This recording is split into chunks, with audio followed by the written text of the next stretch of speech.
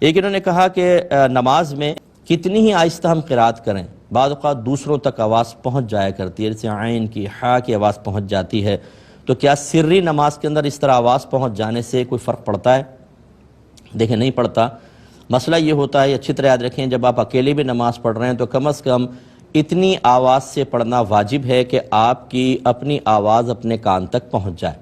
لہذا نماز میں جو کچھ پڑھنا فرض ہے اس میں اتنی آواز کان تک پہنچانا فرض، جو کچھ پڑھنا واجب ہے اتنی آواز کان تک پہنچانا واجب۔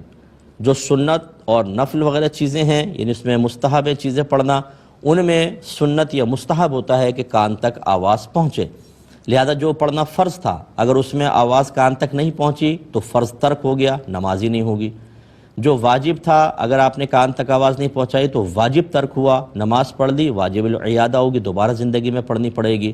اور جس کا پڑھنا سنت یا مستحب تھا اس میں اگر کان تک آواز نہیں پہنچی تو آپ کی نماز ہو گئی، اس کو دہرانے کی بھی حاجت نہیں، ثواب میں تھوڑی کمی ضرور ہوگی۔ تو یہ تھوڑا بہت آواز تو پہنچ جایا کرتی ہے، یہ سر کے اندر ہی آتا ہے۔ جہر اس وقت بنتا ہے جب آپ بلند آواز سے پڑھیں، اس طرح کے 4-5 آدمی اس طرف، 4-5 آدمی اس طرف کلیئر آپ کی آواز کو، قرات کو سنیں، تو وہ بنتا ہے جہر۔ یہ اگر سری نماز میں آپ نے ایک آیت بھی اس طرح بلند آواز سے پڑھی تو سجدہ صاحب لازم ہو جائے گا، اس میں تھوڑی سی آپ احتیاط ضرور کیجئے گا۔ یہ کہتے ہیں کہ سنا یہ ہے کہ جب کوئی نماز میں حالت قیام میں کھڑا ہو تو الٹا ہاتھ اٹھانے سے نماز فاسد ہو جاتی ہے، ٹوٹ جاتی ہے۔ اگرچہ انہوں نے لفظ نہیں کہا لیکن یہ پوچھنا یہ چاہ رہے ہیں کہ اس کا کیا حکم ہے، یعنی کیسے نماز ٹوٹ جاتی ہے۔ دیکھیں سیدھے یہ الٹے ہاتھ کا مسئلہ نہیں ہے، اصل مسئلہ یہ ہے کہ نماز کے دوران ایسا کوئی عمل اختیار کرنا کہ دور سے دیکھنے والا یقین کر لے کہ آپ نماز میں نہیں ہیں۔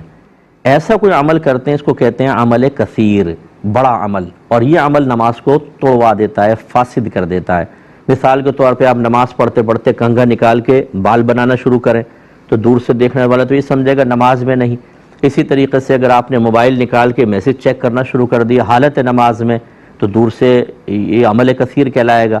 اسی طریقے سے دیکھ کر قرآن پڑھنا، یہ بھی تعلیم و تعلم کی وجہ سے اس کو عمل کثیر مانا ہے۔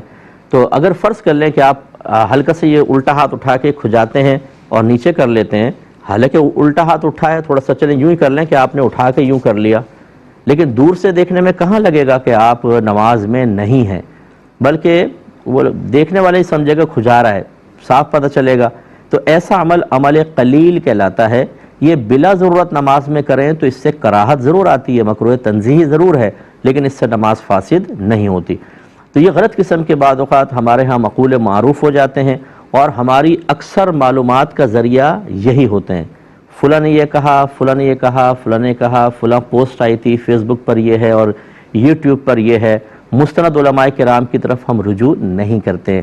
میری گزارش یہ ہے کہ اس قسم کی باتوں کو اگر آپ کے کان تک پہنچ بھی جائیں، جب تک آپ اس کی تصدیق نہ کروا لیں آگے عام نہ کیجیے گا، ورنہ بہت بڑا گناہ جاریہ ہو جائے گا۔ جیسے ابھی میں ایک پوسٹ کے بارے میں بتانے والا ہوں،